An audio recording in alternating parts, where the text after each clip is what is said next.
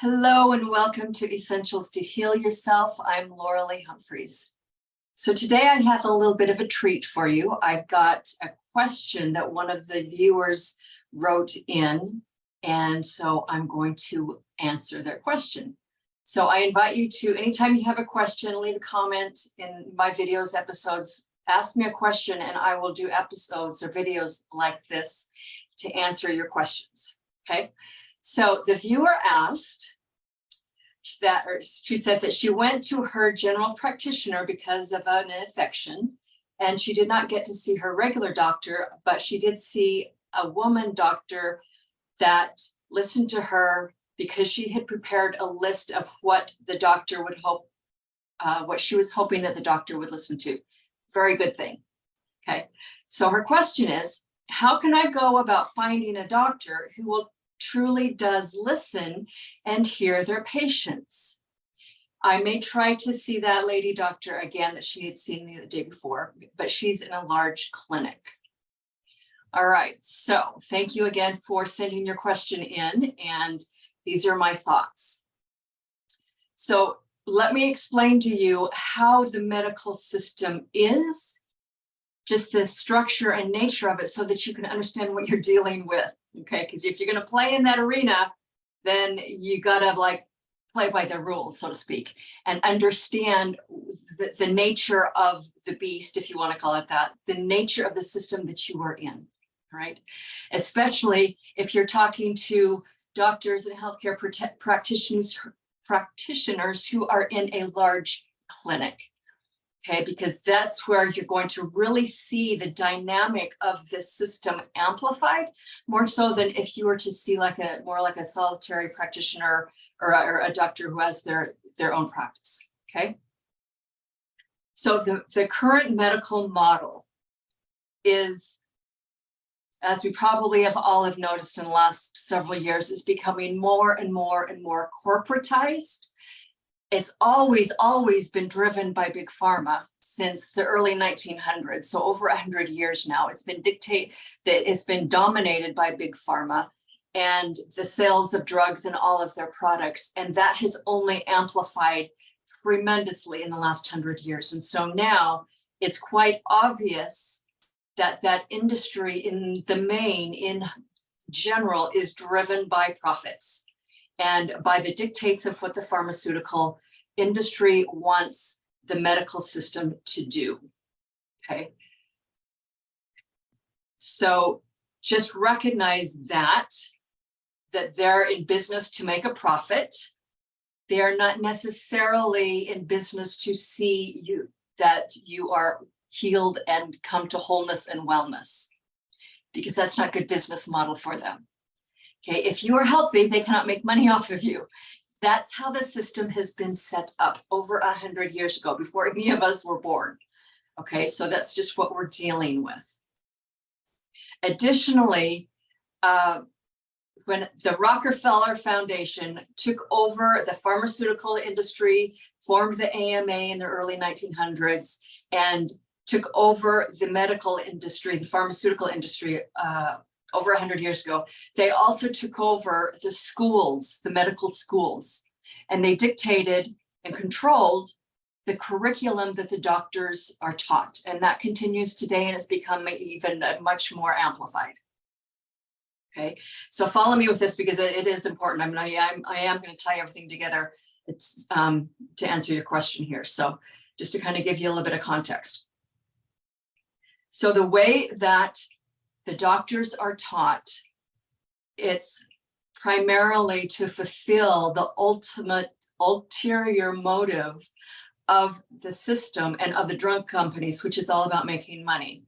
That's one of the reasons why, as time has gone on, that we see more and more people that feel disgruntled. They don't feel heard. They don't feel cared for by the medical system and by their doctors and other practitioners, because the system is driven for profit. And so they're in medical school, they're taught about what drug is going to be applied for, what drug to apply for whatever condition or symptom. Okay, it's all about symptom suppression. It's not about healing. It's not about actually correcting the problem. Because if they did, then they would be able to put themselves out of business. So doctors are taught about drug or prescribing drugs. The last generation or so of doctors who are going through that system, the way the curriculum has changed with more technology and automation and computers, et cetera, is that it's becoming a much more inhuman, much more distantly, there's much, not so much of a human contact or empathy or connection. It's all about following this prescribed protocol that's been programmed into their computer or their smart pad, and or their can't talk anyway, into their computer. And so they just follow whatever the computer is telling them to do. These set of symptoms are presented, therefore prescribe these drugs. And it's becoming much more and more like if you were to go to a mechanic and have them look at your car, much more impersonal and with very little time and attention and empathy and care. It's that the human touch is being lost. And you've probably noticed that when you've gone to the healthcare, into the hospitals and such, especially in a large clinic when there's so many people, so much demand, so little time, so many patients, okay? So just understand that is the nature of the thing. If you're going to be in that system, then that's what you will be dealing with, is a very impersonalized treatment and care, because the doctors are more and more taught to simply follow orders based upon whatever's in their iPad and whatever the computer tells them to do, rather than doing some critical thinking, rather spending time with you and talking and really figuring out what's going on with you and doing some research on their own, which is what they used to do to really help you. Okay, but the way the system has become so much more corporatized, they've taken out all the little details of human connection. And so it's just push, rinse and repeat, push as many people through the system as possible, make as much money as possible, spend as much little time as possible. And then you wonder, well, it's no wonder then that you're not having the care, the time, the listening ear, the support and help that you actually need. Which is why you're paying them, okay? So just realize that is the system that you're in. And so if you can find somebody within that system who's willing to take a few extra minutes and really have a conversation with you, fantastic. Especially if you have a list of questions prepared already going into it, of you've done some research on your own on the internet and talked to other practitioners, even had a second or third opinion of things, so that you know what to ask the doctor once you're in there, because you just realize, because they just don't have a lot of time to spend with you. Okay, so that's very good. Definitely keep a list of what you need to know so that you can be succinct and to the point as possible. Okay. Now within this system, there's a lot of, over the last several decades, a lot of doctors and practitioners and other healthcare, professionals there have recognized this and recognized, among other things, that they could see it's not working. And so they've started to step out of the system and find other ways of how they can help people.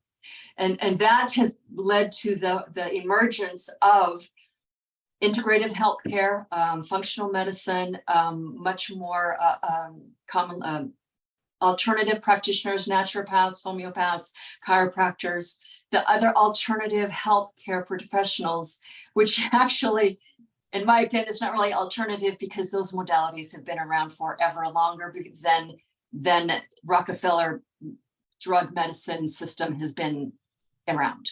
Okay, those things have been used for hundreds of years, whereas the Rockefeller big pharma drug-based medicine, allopathic medicine, has only been around for a little over 100 years. So you may want to go explore, get out of your comfort zone, go find some new, experiences, go explore some healthcare practitioners who do practice in that way, because typically they do spend more time with the clients because they understand the value of it.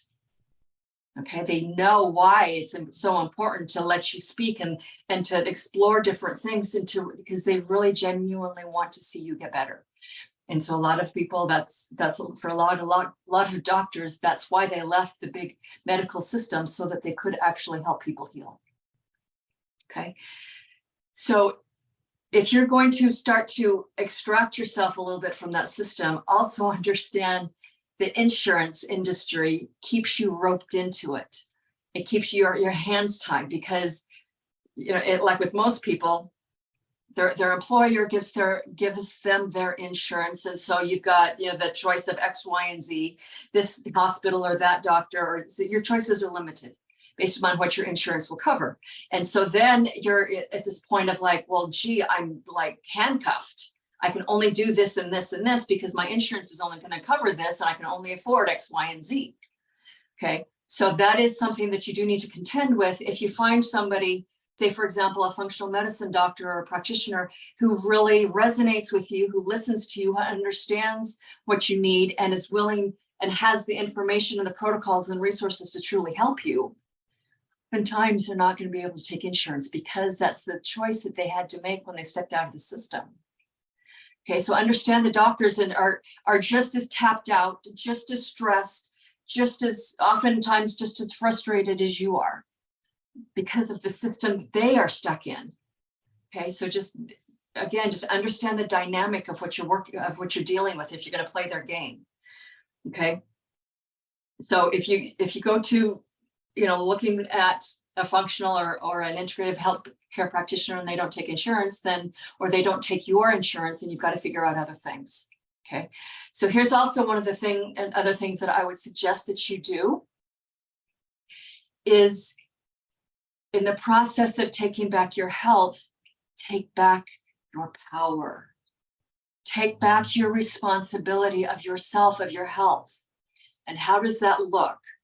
Well, doing some of your own research, figuring out, okay, what are some of the principles of health, the natural laws of health? And just as a sidebar, I am about to start doing a series of videos and episodes talking about the natural laws of health.